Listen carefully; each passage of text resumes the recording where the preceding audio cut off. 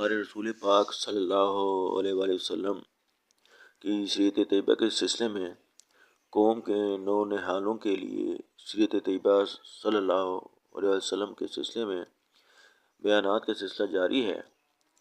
آج ہم جن عنوانات پر بات کریں گے اس میں بی بی خدیجہ رضی اللہ تعالیٰ عنہ سے شادی، ایک بڑے جھگڑے کا فیصلہ، ہر ایک کے ساتھ نیکی، غار حرا میں عبادت،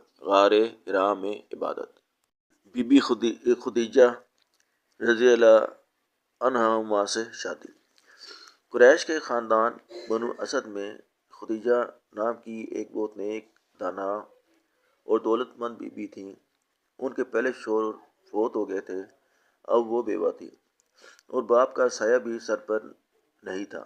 ان کا بہت بڑا تجارتی کاروبار تھا اور وہ اپنا سامان اپنے ملازموں اور دوسرے لوگوں کو دے کر شام اور یمن کے بازاروں میں بھیجا کرتی تھی۔ انہوں نے ہمارے رسول پاک صلی اللہ علیہ وسلم کی سچائی اور دیانتداری کی تعریف سنی تو آپ صلی اللہ علیہ وسلم سے کہا کہ آپ صلی اللہ علیہ وسلم میرا سامان شام لے جائیں، میں دوسروں کو جتنا حصہ دیتی ہوں آپ کو اس سے زیادہ دوں گی۔ آپ صلی اللہ علیہ وسلم راضی ہو گئے اور بی بی خدیجہ رضی اللہ عنہما کا مال تجارت لے کر شام گئے۔ ان کا غلام میسرہ بھی آپ صلی اللہ علیہ وسلم کے ساتھ ہمراہ تھا۔ آپ صلی اللہ علیہ وسلم نے شام پہنچ کر یہ مال بڑے نفع پر بیچا۔ واپس آئے تو بی بی خدیجہ رضی اللہ تعالیٰ عنہما بہت خوش ہوئیں۔ میسرہ نے بھی ان کے سامنے آپ صلی اللہ علیہ وسلم کی سچائی اور دیانتداری کی بہت تعریف کی۔ ان کے دل میں پہلے ہی آپ صلی اللہ علیہ وسلم کی بہت عزت تھی، اب انہوں نے آپ صلی اللہ علیہ وسلم سے نکاح کا فیصلہ کر لیا۔ 2-3 ماہ بعد اپنی کنیز کے ہاتھ آپ صلی اللہ علیہ وسلم کو نکاح کا پیغام بھیجا۔ اس وقت آپ صلی اللہ علیہ وسلم کی عمر 25 سال کی تھی اور بی بی خدیجہ رضی اللہ تعالیٰ عنہا کی 40 سال کی تھی۔ پھر بھی آپ صلی اللہ علیہ وسلم نے یہ پیغام قبول کر لیا۔ آپ صلی اللہ علیہ وسلم کے چچا ابو طالب اور حمزہ رضی اللہ تعالیٰ عنہما آپ کو ساتھ لے کر بی بی خدیجہ رضی اللہ عنہما کے مکان پر گئے۔ وہاں بی بی خدیجہ رضی اللہ تعالیٰ عنہما کے چچا عمرو بن اسد موجود تھے۔ جناب ابو طالب نے آپ صلی اللہ علیہ وسلم کا نکاح بی بی خدیجہ رضی اللہ تعالیٰ عنہما سے پڑھا دیا۔ اب دونوں میاں بیوی ہنسی خوشی رہنے کے لگے اور تجارت کا کام بھی چلتا رہا۔ بڑے جھگڑے کا فیصلہ۔ آپ صلی اللہ علیہ وسلم کی عمر 35 برس کی تھی کہ قریش کے مختلف قبیلوں میں ایک بڑا جھگڑا اٹھ کھڑا ہوا۔ قریب تھا کہ وہ آپس میں لڑ کر کٹ مرتے کہ رسول پاک صلی اللہ علیہ وسلم پہنچ گئے اور اس جھگڑے کا ایسا فیصلہ کیا کہ سب کی تسلی ہو گئی۔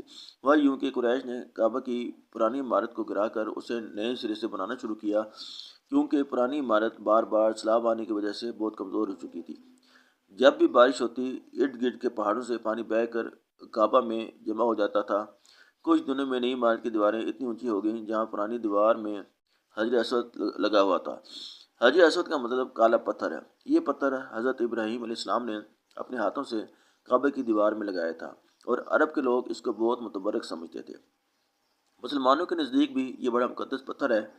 خانہ کعبہ کے گرد ہر پھیرا اسی سے شروع کیا جاتا ہے اور اس کو بوسہ دیا جاتا ہے۔ ہر قبیلہ چاہتا تھا کہ حجر اسود کو اٹھا کر اس کی جگہ پر رکھنے کی عزت اسے ہی ملے۔ اس بات پر سب قبیلے لڑنے مرنے پر تل گئے۔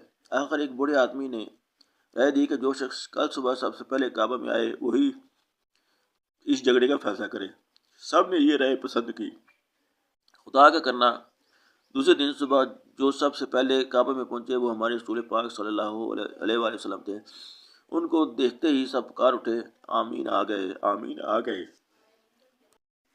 آپ صلی اللہ علیہ وآلہ وسلم نے اس جھگڑے کا حال سنا اور پھر یہ کیا کہ ایک چادر منگوائی، حجر اسود کو اس میں رکھا اور پھر ہر قبیلے کے سردار سے کہا کہ وہ اس چادر کا ایک کونا پکڑ کر اسے اٹھائے۔